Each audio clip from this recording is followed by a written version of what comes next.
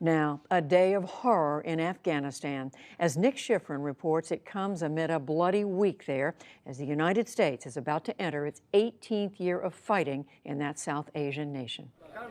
In a country fighting for its future, the bombs today found the children who were learning to build it. Gurney after Gurney after Gurney of Shia teenagers who were studying for college entrance exams killed by a suicide bomber. Boys and girls who dream big, none of whom will ever see their 20th birthday. Family members were in shock and had to say goodbye. My brother was studying at the education center and he was killed in the blast. I'm here to receive his body. This was their classroom where hundreds studied. The whiteboards where they learned, the benches where they sat, and the books from which they read, all stained by their blood. There was no claim of responsibility, but attacks on Shia are usually by the Sunni extremists of ISIS. The group has targeted lightly guarded schools, mosques, and cultural centers after being weakened by U.S. and Afghan forces. 70 miles to the south, the strategically important city of Ghazni lies on the country's primary highway, and today residents picked up the pieces after a 5-day siege. One of the city's markets was gutted, and many homes are now piles of rubble after fighting between the Taliban and the Afghan Army. Outside a local military base, Army vehicles are burned and abandoned. Nearly 200 fighters, soldiers, and civilians died in the city. At one point, bodies filled a corridor at the provincial hospital. Over the weekend, local TV footage showed buildings burning and Taliban fighters walking freely through the city's streets. The fighting forced residents to flee. They were stopped at Afghan checkpoints, escaping with only what they could carry. There was no electricity, no water, and no food. We were living in hunger. Today in Ghazni, authorities are back in charge and starting to clean up. Afghan soldiers patrol the streets and show off what they call a captured fighter. They reclaim the city, but they didn't defeat the Taliban, admits Afghan battalion commander Faizer Rahman Khan. We pushed back the enemy from the city completely by force. Where I'm standing now is the front line. The Taliban are still around the city. The U.S. military admits the Taliban controls 14% of the country in dark red, 30% is contested in light red, and the Taliban continue to launch attacks. In Baghlan today, Taliban fighters overran an Afghan army base and killed 36 soldiers. Yesterday, fighters captured an entire company of Afghan soldiers in Faryab. And in the south, in Zabul, they attacked a police checkpoint and killed 4 officers. Tonight, in Kabul, outside the school, a small memorial and a candlelight vigil for the victims and for another deadly day. For more on the attacks today and where efforts to both fight and engage the Taliban stand, I'm joined from Kabul by Sultan Faizy, the bureau chief for IHA, a Turkish news agency. And here in studio with me is David Sedney. He's a senior associate with the Center for Strategic and International Studies, a Washington think tank. He also served in the U.S. Embassy in Kabul and was a top Pentagon official working on Afghanistan and Pakistan during the Bush and Obama administrations. Thank you to you both. Sultan, can I start with you? We've just seen this horrific video from Kabul today. What does it feel like in the city right now? People are really pessimistic about their security, especially in that neighborhood, because in that neighborhood, the Islamic State has carried out several deadliest attacks that has, really caused serious, damages, and people are very cautious because the structure of the security inside Kabul has kind of changed because you have blast walls everywhere. So it has got a military kind of face in the Kabul city. So every day people have fear and they're scared of suicide attacks or coordinated attacks. Throughout the city, people actually are pessimistic about the government, and people have been raising lots of questions, especially in the recent weeks that Taliban and other groups have launched deadliest attacks. Some of the pessimism, David Sedney, that we've seen in Kabul extends, of course, throughout the country, and this attack in Ghazni is significant.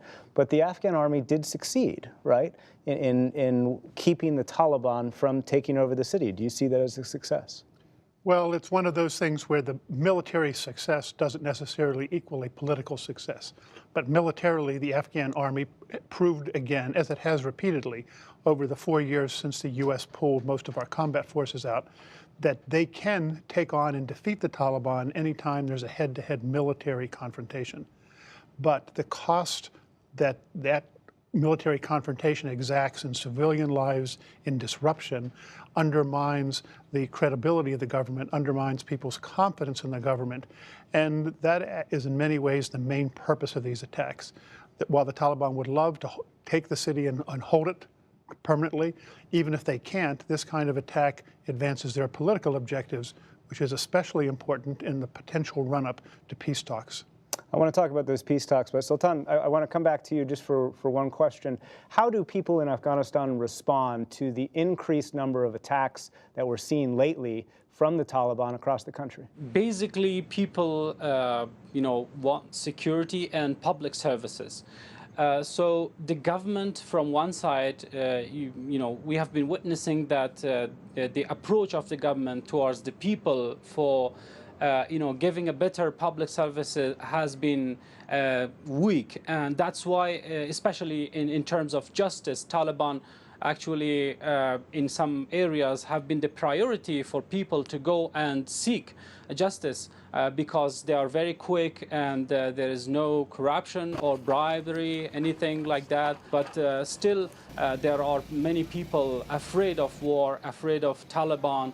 David Sedney, as you see the Taliban using different tactics across the country, do you see them trying to prove, both to Afghans and to Americans, that they contain leverage not only over some of the country, but as the U.S. is pursuing peace talks with the Taliban? Well, that's very accurate. The Taliban have opened up to peace talks following a really impressive peace plan proposed by President Ghani earlier this year, and most importantly, a ceasefire that President Ghani offered a little over a month ago, and the Taliban accepted for part of the time. He offered a one-week ceasefire, the Taliban accepted for 3 days. There's supposed to be another such ceasefire next week.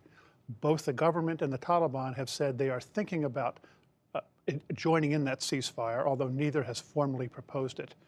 Historically, both in Afghanistan and elsewhere in insurgent wars, before there's peace talks, before there are ceasefires, the insurgent side mounts additional attacks in order to gain credibility, prove their power, and ideally seize some territory. So that is what I think is happening overall. At the same time, there are some within the Taliban who are questioning continuing the war. Some of them, after the last ceasefire, did not go back to the battle. Some of them established local ceasefires in some areas in Afghanistan. The Taliban wants to maintain its unity, and so by forcing the fight, it is trying to prove to its wavering members that they are the path of the future. And of course, all of this in the end depends on whether these peace talks go forward, and that is still very nascent, very early stages, may come to fruition, but may not.